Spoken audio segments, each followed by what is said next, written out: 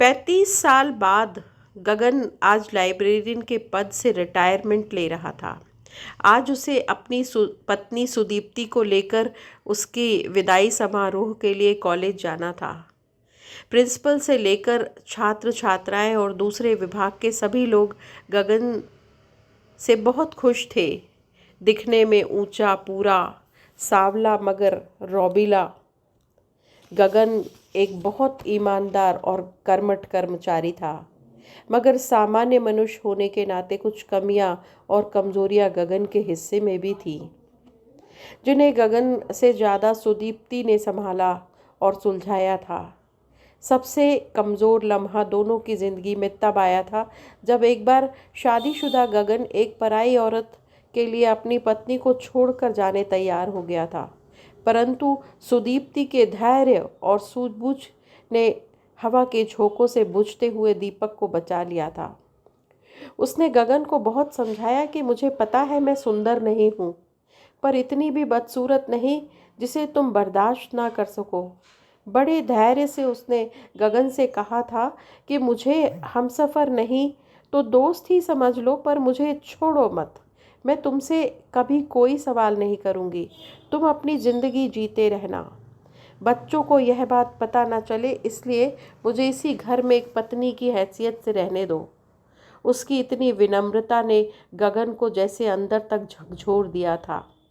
बिजली सी कौंध गई थी उसके मन में। फिर कभी दूसरी शादी की बात उसके मन तक में नहीं आई। कई बार सुदीप्ति से माफ़ी मांगी थी उसने। हालांकि सुदीप्ति ने कभी किसी बात का मुद्दा बनाया ही नहीं था। वह तो शांत भाव से जैसे अपने घर के काम को पूजा समझती थी।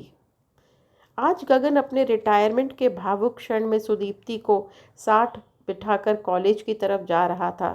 सुदीप्ति रास्ते भर गगन से बातें करती रही ताकि गगन का मन बहला रहे, वह रिटायरमेंट के बारे में सोच सोचकर परेशान ना हो। पर गगन के दिमाग में वो पूरे 35 साल जैसे वीडियो की तरह चल रहे थे। इसी बीच कॉलेज आ गया। कॉलेज वाले गगन और सुदीप्ति का इंतज़ार ही कर रहे थे। कार्यक्रम तुरंत शुरू हो गया। लोगों ने माइक पर आकर गगन की बहुत तारीफ़ें की।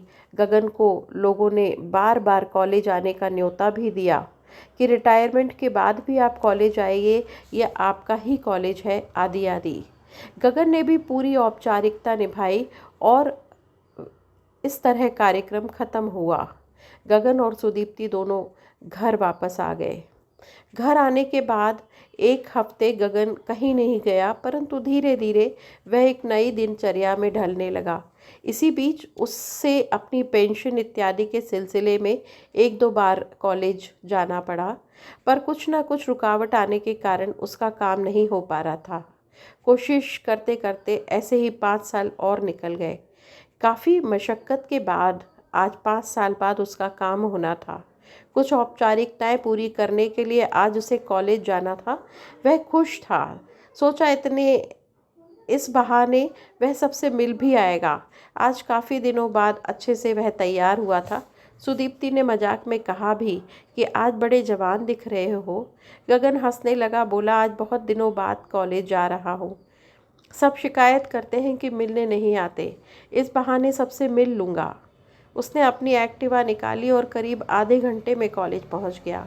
कॉलेज पहुंचकर पहले तो वह सीधा ऑफिस गया और कुछ औपचारिकताएं पूरी की। तभी उसे बताया गया कि प्रिंसिपल सर आज थोड़ी देर में आएंगे।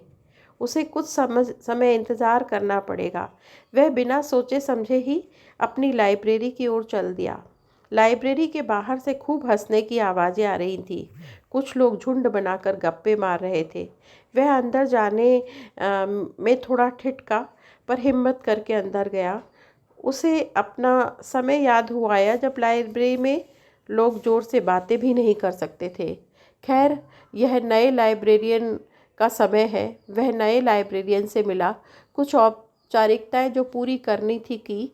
फिर वह वहाँ बैठे झुंड के लोगों से बात करने की कोशिश करने लगा और अचानक ही नए लाइब्रेरियन से पांचाल उसके जूनियर के बारे में पूछ बैठा। शायद वह उसकी असहजता का ही परिणाम था।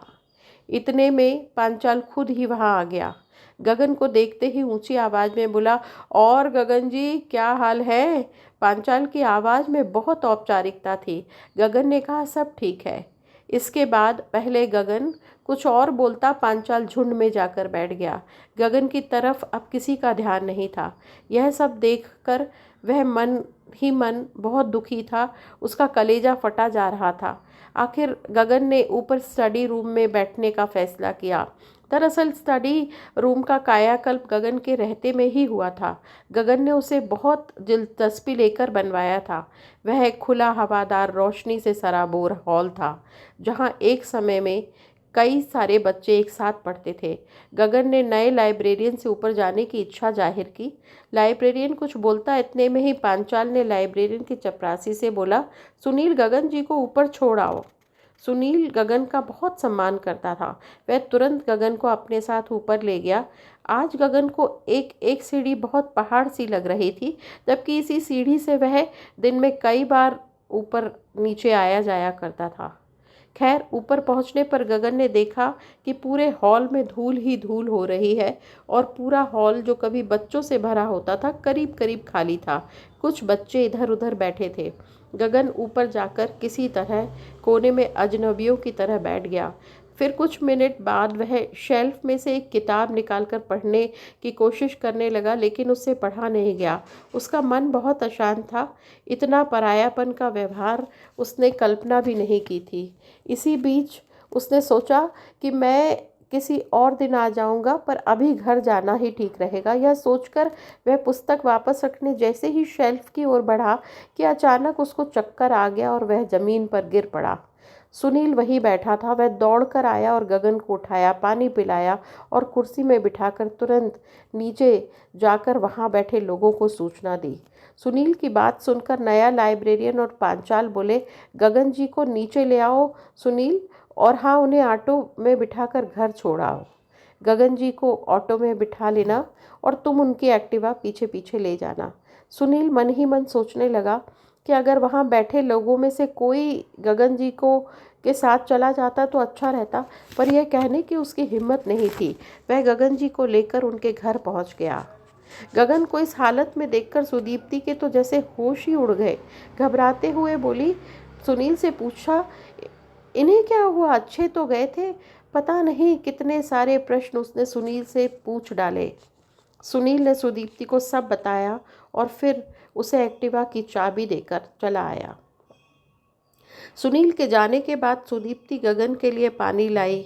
गगन पानी पीकर लेट गया। सुदीप्ति रसोई में चली गई। गगन सुदीप्ति को आवाज़ लगाने लगा। सुदीप्ति जल्दी से अपने हाथ साथ इडली सांभर ले आई। गगन तुम कुछ मत करो, बस गगन बोला, तुम कुछ मत करो, बस मेरे पास आकर बैठ जाओ। सुदीप्ति गगन से विनती करके बोली, पहले कुछ खा लीजिए, आपको इडली पसंद है ना? मैंने आपके लिए इडली बनाई है। मैं आपका ही इंतज़ार कर रही थी। चलिए उठिए, इडली खा लीजिए। मुझे पता है आपने वहाँ भी कुछ नहीं खाया होगा। गगन बोला, अभी थोड़ी देर से खा लूँगा सुदीप्ति, पहले तुम मेरे पास बैठो, मुझे तुम्हारी ज़रूरत है। सुदीप्ति गगन के पास बिस्तर पे आकर बैठ गई। वह गगन से कुछ पूछती, इतने में ही गगन ने सुदीप्ति की गोद में अपना सिर रख लिया और फूट फूट कर रोने लगा। सुदीप्ति उसके सिर पर हाथ फेर रही थी। उसे समझ में नहीं आ रहा था कि वह गगन से किस तरह से वह बात पूछे जिसका अंदाज़ा उसे काफ़ी हद तक हो चुका था।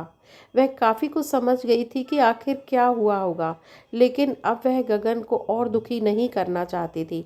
वह गगन के सिर पर चुपचाप हाथ फेरती रही। तभी गगन सुदीप्ति से रूंधे हुए गले से बोला, सुदीप्ति, अब मैं बूढ़ा हो गया हूँ, अब मेरी सेवाएं ख़त्म हो चुकी हैं। सुदीप्ति ने कहा, आपकी सेवा निवृत्ति हुई है, मेरी नहीं, मेरी सेवा तो अब शुरू ही है। आप बूढ़े और बूढ़े आप नहीं, हम हो गए हैं। ज़्यादा है ना, छोड़ो, एक और कर लो।